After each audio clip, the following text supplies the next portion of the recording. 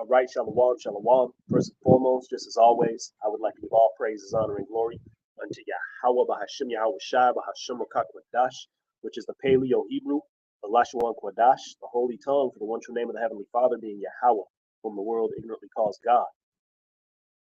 And that be the Paleo Hebrew as well for the one true name of the Messiah being Yahweh Shai, whom the world ignorantly calls Jesus. And as it is written, those are the only names whereby you can be saved, man. All right.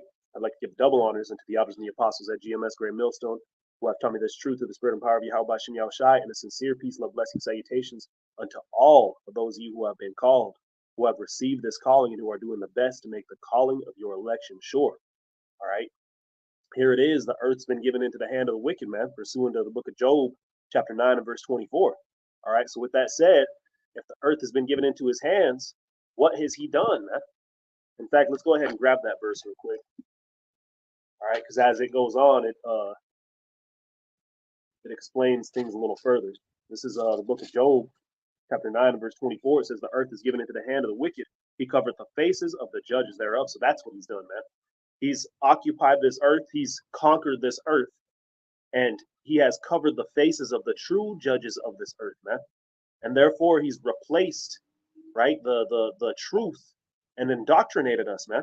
Not only has he given you black to destroy yourselves, right, but he's also given us plantation Christianity, man.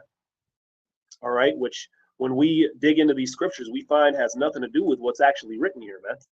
All right, a lot of these so-called Christians are beginning to hear, you know, certain things being brought out because the spirit of the Heavenly Father is returning to our people, man. And you know, it's bugging them out, man. And you're beginning to realize that, you know, what you believe in is a fairy tale. All right, a God of your heart having nothing to do with these scriptures, man. And in fact, I'm gonna go ahead and jump to the book of Isaiah, chapter 29 and verse 9. It says, "Stay yourselves and wonder, cry ye out and cry. They are drunken, but not with wine. They stagger, but not with strong drink." All right, so we could precept this to the book of Revelation to understand what John the Revelator had seen, right?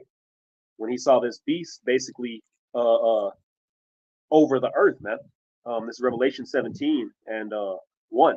It says, "And there came one of the seven angels, which had the seven veils, and talked with me, saying, Come unto me, come hither. I will show unto thee the judgment of the great whore that sitteth upon many waters." Now, when we pursue to the 15th verse, it's going to explain what those many waters are. It says, "And he saith unto me, the waters which thou sawest were where the whore sitteth, and are peoples and multitudes and nations and tongues." Right? So basically the seven seas, man. This is that beast, right? As we read in Job 9 and 24, this the wicked that would be ruling over the planet Earth, man. And what have they done? Or what was John was seeing, right, the judgment of this beast system. He was seeing it finally be destroyed, man. All right, after all of this terror and all this hell that is established on this earth, man. Verse 2, it says, "With whom the kings of the earth," and that's why it was told to Gad, "What, a troop shall overcome, but we shall overcome at the last," man. All right, we know time is against Esau, Edom, the so-called white man in his governing system, man. All right, so therefore, the question is when, and that's exactly what John the Revelator was seeing. But anyway, verse 2, it says, "With whom the kings of the earth have committed fornication," so that all of the ruling nations of this earth, right, have taken hand, and it's just said what? Committed fornication, right? Let's go ahead and continue. It says, "And the inhabitants of the earth have been made drunk with the wine," made drunk but not with wine, man. So this wine that it's referring to is an actual strong drink that makes you drunk and acting funny, right? This is the doctrines of this world, man. And really, what he's given us, right, is sin. He's given us the liberty to destroy yourselves, man. He's given you the illusion of freedom, right, by giving you black and brown culture and causing you to chase after your own belly, man. All right, when we have certain guidelines to live by, man, if we are the gods of this earth, if we are in fact the Hebrew Israelites, right, then we have a way to conduct ourselves as such, man. All right, and that's exactly what's taking place. The elect are waking up out of this deep sleep, this deep slumber, man. All right, which is why when we go ahead and continue, going back to Isaiah chapter 29 and verse 10, it says, "For the Lord hath poured out upon you the spirit of deep sleep, and hath closed your eyes. The prophets and your rulers, the seers, hath he covered." Right. So we've been spiritually covered. Now you know why that image of this white Christ is within all of our households, man. Why we grew up praying to that image.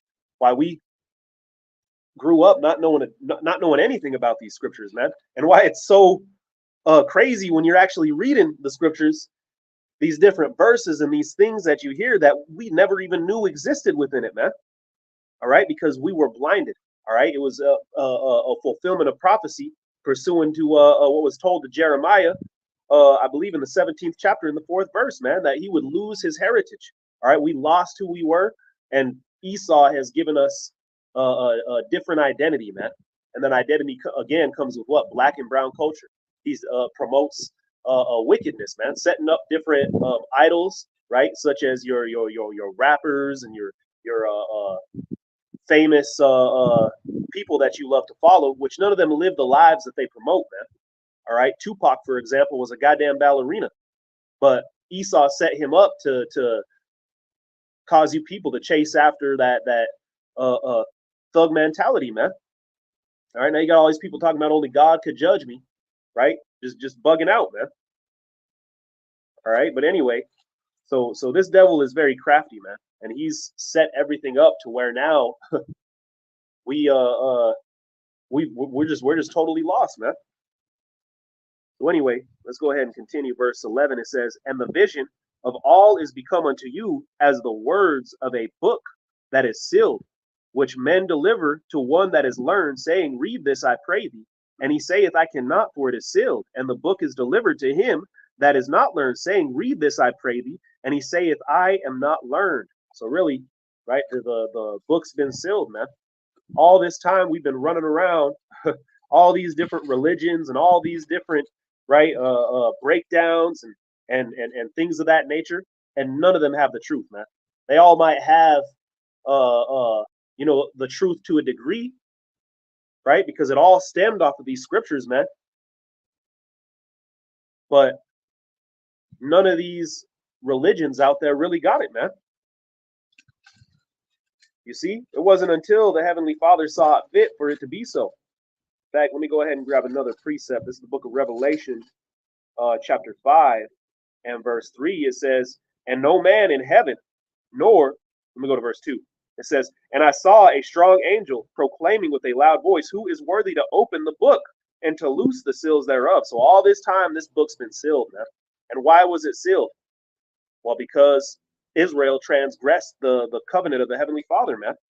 And therefore, there needed to be what? A sacrifice. Verse 3, it says, "And no man in heaven or nor in earth, neither under the earth, was able to open the book, neither to look thereupon." We just read it in Isaiah, man. Deliver it to this guy, he can't break it down. Deliver it to that guy, he can't break it down. Verse 4, "And I wept much, because no man was found worthy to open and to read the book, neither to look thereon. And one of the elders saith unto me, Weep not, behold, the Lion of the tribe of Judah, the root of David, hath prevailed to open the book and to loose the seven seals thereof." Right? So the Heavenly Father set up a Messiah, man, Yahushai. And all these prophecies speaking about Yahushai, what was his role, man? To be perfect in this flesh, so that he would be put to death, his blood would be shed to atone not for his own sins, right? As death is the wage of sin. That's how you atone for your transgressions, is when you die, man. So if he had no sins, then his death didn't atone for his sins, man.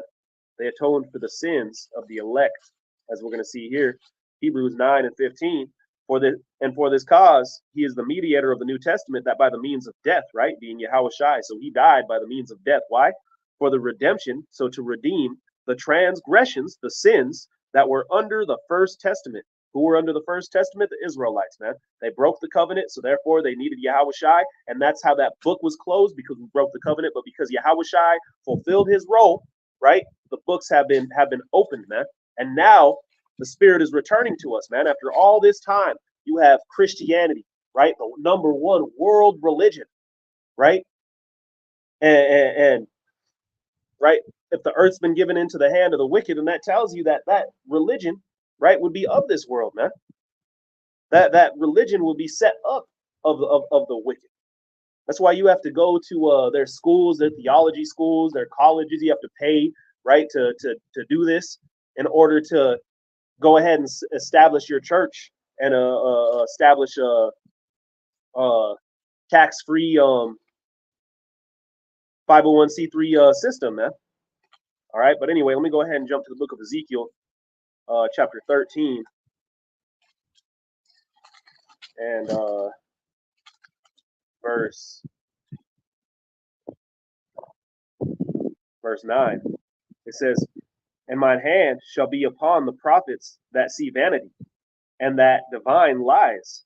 They shall not be in the assembly of my people, neither shall they be written in the writings of the house of Israel, neither shall they enter into the land of Israel. And ye shall know that I am God, because they have seduced my people, saying peace when there was no peace, and one built up a wall, and lo, others daubed it with untempered mortar." Right. So really, man, you have all these false teachers out here, even among Israel, right? And what they were doing is they were giving false hope, saying peace when there was no peace, man. When really we understand that there's Jacob's trouble approaching, right? We understand that we need to now more than ever be studying, man. Study to show thyself approved, right? How is it that we're going to get through Jacob's trouble, man? Accumulating this oil while we have the chance during this grace period before the grace period is closed, and your money is required at your hand, man. You see? So what did they do? They built up a building with untempered mortar, right? And in ancient times, they had a particular, I believe they used lime to put on their walls, which tempered their walls to cause the wall to be firm. And today they use vibrations. They use a giant vibrating machine that they shove into the mortar, and it gets all the air pockets out. Otherwise, the bubbles are going to pop, and you're going to have all these gaps within your concrete, within your mortar, and the wall's going to fall, man. And that's basically what Christianity has set up. All these walls when a gust of wind hits it, it's just going to crumble, man. Verse 11, it says, "Say unto them that daub it with untempered mortar, that it shall fall. There shall be an overflowing shower, and he, O great hailstone, shall fall, and a stormy wind shall rent it. Lo, when the wall is fallen, shall it not be said unto you, where is the daubing wherewith ye have daubed it?" Right? So when all hell breaks loose, right, that's going to be required at your hand, man. Wait a minute, I thought we were going to be delivered up in this rapture, right? I thought the spiritual demon Satan was going to make us take the charagma. Well, now that prophecy's being unfolding the way it is, you're starting to realize who it is that's giving you the charagma. You're starting to realize what's taking place here, man. All right, this devil with his NWO, he's going to establish his martial law. All hell is going to break loose out here, especially here in America, man. Right? There ain't going to be no pre-tribulation rapture. All of you people are going to have to be in the tribulation. That's what the hour of temptation is all about, man. How are you going to be tempted without tribulation? It just makes no sense, right? But again, this is why you need to read, man. This is why you need to be aware of what's being taught out there, because there's a lot of weird groups out there, especially Israelite groups today, man, that are teaching all sorts of weird things. This is Matthew chapter 15 and verse 1. It says, "Then came to Yahushua scribes and Pharisees, which were of Jerusalem, saying, Why do thy disciples transgress the tradition of the elders? For they wash not their hands when they eat bread." Right? So they came up to rebuke Yahushua, and in the context of what? Him not washing his hands. A simple, right? A very good example, right, of these different groups out there and how they have their particular traditions, which is fine, right? If you have a particular way you like to do things, that's fine. But at the end of the day, man, we need to make sure we're sticking to the script, right? Verse 3, it says, "But he answered and said unto them, Why do you also transgress the commandment of God by your tradition?" So by their very same traditions that they're trying to condemn Yahushua for, right, which isn't a law. There's no law to wash your hands before you eat your food, right? But by their traditions, they were actually breaking laws, man. So that's what really matters, right? And these different groups out there, especially Christianity, teaches you that the laws are done away with, man, which leaves sin open to interpretation, right? Because 1 John 3 and 4 tells us that sin is the transgression of the law. So when you break the law, that is the act of sinning. Now, if the law is done away with, then sinning is become whatever is up to the imagination of you or the person who's teaching you, man. And this is why you see Christians come, oh, did you just say the B word? Oh, that is a sin. Did you just, and they like just these things that are not sins, man. They're not transgressions, but then they're going to go eat pork. Then they're going to go commit adultery, man. You see? Verse 4, it says, for God commanded, saying, now he's going to give an example. For God commanded, saying, honor thy father and thy mother, right? One of the laws. He that curseth father or mother, let him die the death. But ye say, and that's all it is, man. Point blank, period. He that curseth the mother or father, let him die the death, right? But guess what? Esau tells you could do that, man. And Esau has even set up Christianity to condone you for doing that. Oh, well, your parents shouldn't have did this or that. You see? So again, this is how the world, right, has really indoctrinated all of us, man, to chase after our own belly when really the flesh is disgusting, man. I hate mortality, man. I cannot stand this flesh. I cannot wait for the kingdom because of being loose to the flesh, man. That'll be the greatest part, right? Of course, you know, everything else will be great, but being loosed of this mortal flesh, right? And Esau set up all manner of wickedness around you to poke at that flesh, man. That's the good fight of faith, man. Our spirit constantly warring against the flesh, man. And then you have these different groups that try to poke at your flesh to get their numbers in there, man. All these carnal groups out there, man. Verse 5, it says, but ye say, whatsoever shall say to his father or mother, it is a gift by whatsoever thou mightest be profited by me. So that was part of their tradition, man. Right? The Pharisees would do something where when they became a Pharisee, right, they would go to their mother and father and basically say, hey, it's a gift to you that I'm a Pharisee, you know, and you know, basically taking away that commandment of honoring thy mother and thy father, right? So in that tradition alone, they were breaking a commandment, and so Yahushua was rebuttaling them with that. Verse 6, it says, and honor not his father or his mother, he shall be free. Thus have ye made the commandment of God of none effect by your traditions. They even go as far to say that they're free from that law. They omitted that law of you honoring your mother and father once you become a Pharisee, man. Madness. Verse 7, it says, ye hypocrites, well did Isaiah prophesy of you, saying, this people draweth nigh unto me with their mouth, and honoreth me with their lips, but their heart is far from me, but in vain they do worship me, teaching of doctrines the commandments of men. And that's what these different groups are, man. They're simply a doctrine, a commandment of men, a group of people, right, who wanted to follow the Lord for whatever reason it is, right? And maybe you truly had a zeal and you didn't want to be part of the wicked part of this world, right? But guess what, man? That group, little do you know, is teaching you commandments and doctrines of men. And how do you see through the bullshit, man? You got to read, right? Which is what it's about to get into, man. Verse 10, it says, and he called the multitude and said unto them, hear and understand.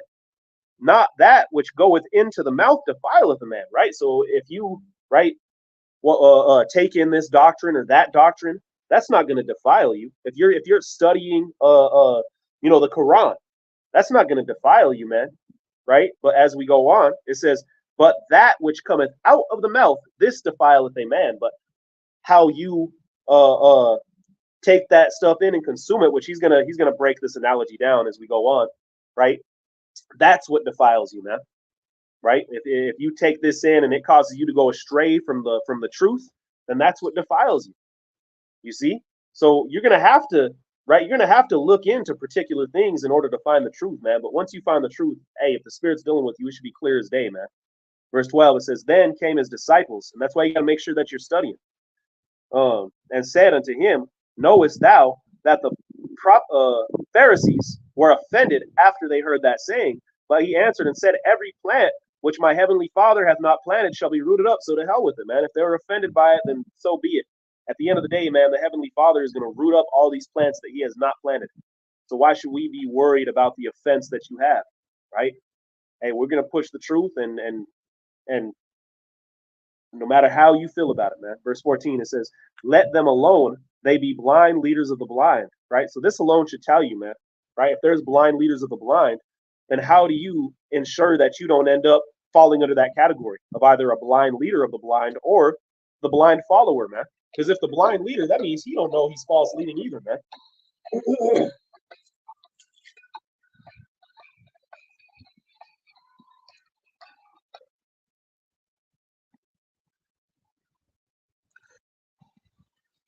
Salaki, man. I'm gonna have to close it up here.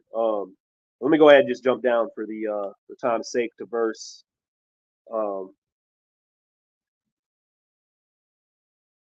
verse 10. It says, and his disciples asked him, saying, why then say to the scribes that Elias must come first? Oh, Salaki, I went too far. Oh, it's because we paid for me. Salaki, this is Matthew 15 and verse uh 16. It says, well, we'll start at 15. It says, then answered Peter and said unto him, declare unto us this parable. And Yahushua said, are ye also yet without understanding? Do ye not understand that whatsoever entereth into the mouth goeth into the belly and is cast into the drop? But those things which proceed out of the mouth come forth from the heart, and they defile a man. So whatever you consume, right? And he's using the analogy of you actually eating food. You what's the word I'm looking for, man? I guess for lack of a better word, you poop it out, right? And right, but so it just goes in and out, but in one ear and out the other. In other words, man. But verse 19 or verse 18, it says, but those things which proceed out of the mouth come forth from the heart, and they defile a man. So if you consume those things, right, and they pollute your mind, because the breakdown of this word heart in the Greek would actually go to mind. All right. So if they pollute your mind, right, then that's where the wickedness proceeds, man. Verse 19, it says, for out of the heart proceed evil thoughts, murders, adulteries, fornications, thefts, false witness, blasphemies, which those are all laws, which Christianity has taught us is done away with, man. But so you take in Christianity, you consume it, right? And the next thing you know, you're bearing false witness, right? You're murdering people. You're sleeping with married women, right? It says, these are things which defile a man, but to eat with unwashed hands, they defileth not a man, right? And so really, man, out of all these Israelites out there, there are sincere Israelites who are changing, man, who are going from mortal to immortal, man. And at the coming of Yahweh Shai, he's going to solidify them exactly within that, man, immortality, right? Having these laws written within their mind, being perfect vessels, man, which is our law, is our role on this planet Earth, right? In this ecosystem, in this universe, man. So with that being said, all right, beware of the leavening of Christianity and all these false doctrines out there, man. More willing is edifying. Until next time, I'm gonna say shalom, Yakahala Yamla Yahweh, Bahashim Yahweh Shai, Bahashim Rakak Wadash. Double honors unto the elders and the apostles, and peace, love, blessing, salutations unto all of you hopeful and faithful members of the elect out there, wherever you may be. Until next time, it's Brother Gar. I'm gonna say shalom.